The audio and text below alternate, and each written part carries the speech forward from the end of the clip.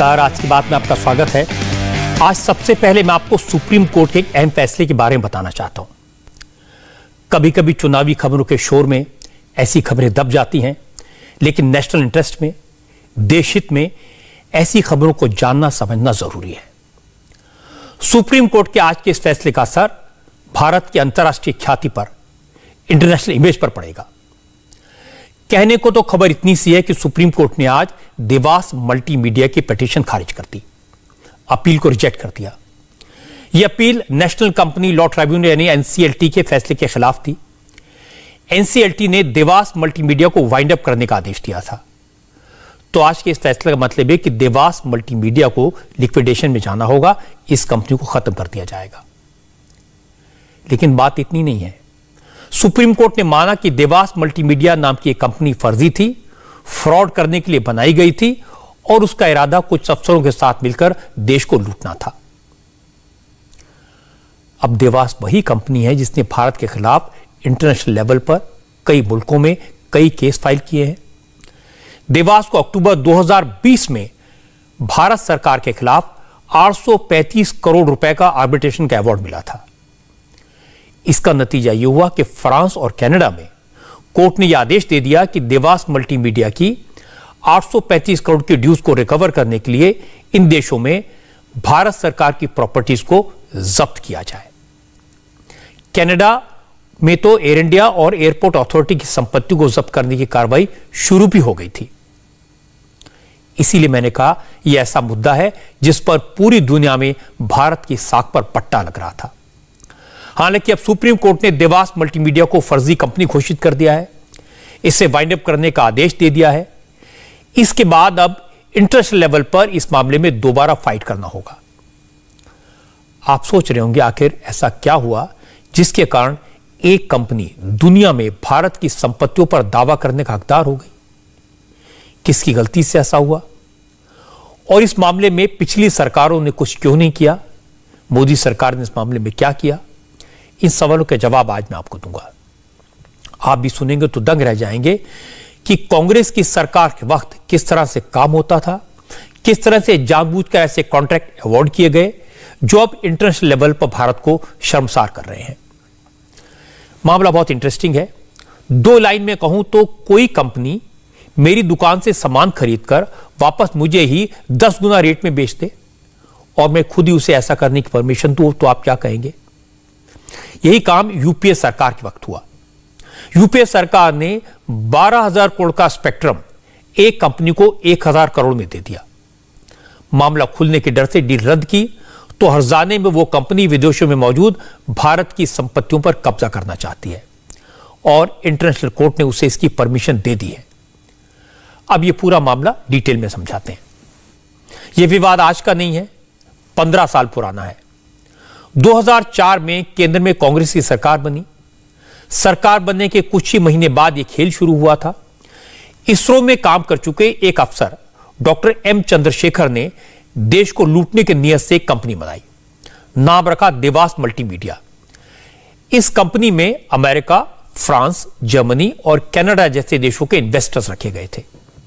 योजना यह थी कि सरकार से सस्ते में एस बैंड स्पेक्ट्रम लिया जाए और फिर हजारों करोड़ का मुनाफे में इसे बेच दिया जाए। 2005 में कंपनी बनी। इस कंपनी के साथ इसरो की सहयोगी कंपनी अंतरिक्ष कॉर्पोरेशन ने एक समझौता किया। इस करार के तहत देवास मल्टीमीडिया कंपनी को भारत के लिए 2 सैटेलाइट बनाने थे, भारत में डिजिटल और मल्टीमीडिया सर्विसेज देनी थी। सरकार ने समझौतों को पूरा करने के लिए देवास मल्टीमीडिया कंपनी को स्पेक्ट्रम का एस बैंड देने का वादा भी किया। यहीं पर खेल हो गया। इसी खेल के लिए कंपनी बनी थी। डॉक्टर मनमोहन सिंह की सरकार थी और इस सरकार ने जब बीएसएन और एमटीएनएल जैसी सरकारी कंपनियों को स्पेक्ट्रम का एस बैंड दिया तो उनसे 12,500 करोड़ रुपए से ज्यादा की कीमत मांगी। लेकिन देवास मल्टीमीडिया को एस बैंड स्पेक्ट्रम देने के एवज में 1,000 करोड़ रुपए मांगे गए। साफ है उस वक्त की सरकार में बैठे अफसरों ने जानबूझकर देश के हितों को नुकसान पहुंचाने की कोशिश की। सरकारी खजाने को हजारों करोड़ रुपए का घाटा हुआ।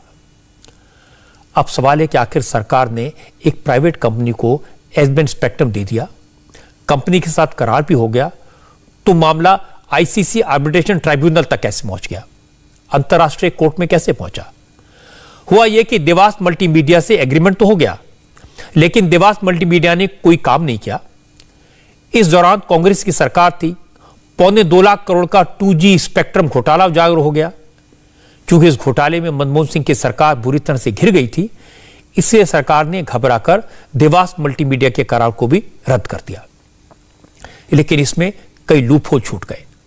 सरकार ने इस करार को देश की सुरक्षा के साथ नहीं जोड़ा, उसमें नेशनल सिक्योरिटी का क्लॉज नहीं डाला। देवास मल्टीमीडिया में अमेरिका, फ्रांस, जर्मनी और कनाडा जैसे देशों के इन्वेस्टर्स का पैसा लगा था।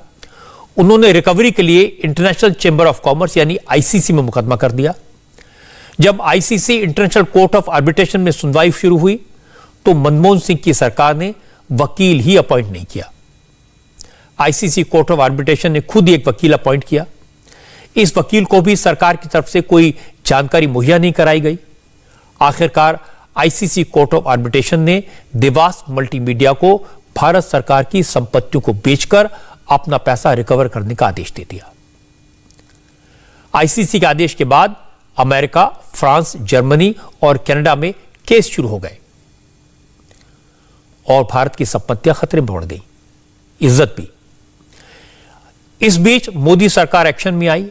उसने एक तरफ तो इस मामले की जांच का आदेश दिया, दूसरी तरफ अंतर्राष्ट्रीय अदालतों में मुकदमों की पैरवी शुरू की और इसके साथ साथ मोदी सरकार के निर्देश पर इसरो की सहयोगी कंपनी अंतरिक्ष कॉरपोरेशन ने एनसीएलटी में देवास मल्टीमीडिया के खिलाफ अपील की। कहा कि कंपनी को बंद कर दिया जाए क्योंकि यह कंपनी फ्रॉड करने की बदनीति से बनाई गई थी। एनसीएलटी ने कंपनी को खत्म करने का फैसला सुनाया।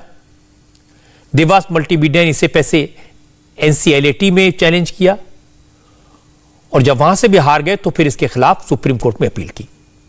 लेकिन मोदी सरकार ने सुप्रीम कोर्ट में मजबूती से पक्ष रखा और आज सुप्रीम कोर्ट ने भी एनसीएलटी के फैसले को बरकरार रखा। इसका मतलब यह हुआ कि अब इंटरनेशनल कोर्ट में भारत का पक्ष मजबूत होगा। जब कोई कंपनी बदनीति से बनाई गई हो, फ्रॉड करने के लिए बनाई गई हो, लिक्विडेशन में चली जाए तो फिर उसके दावा करने का क्या मतलब?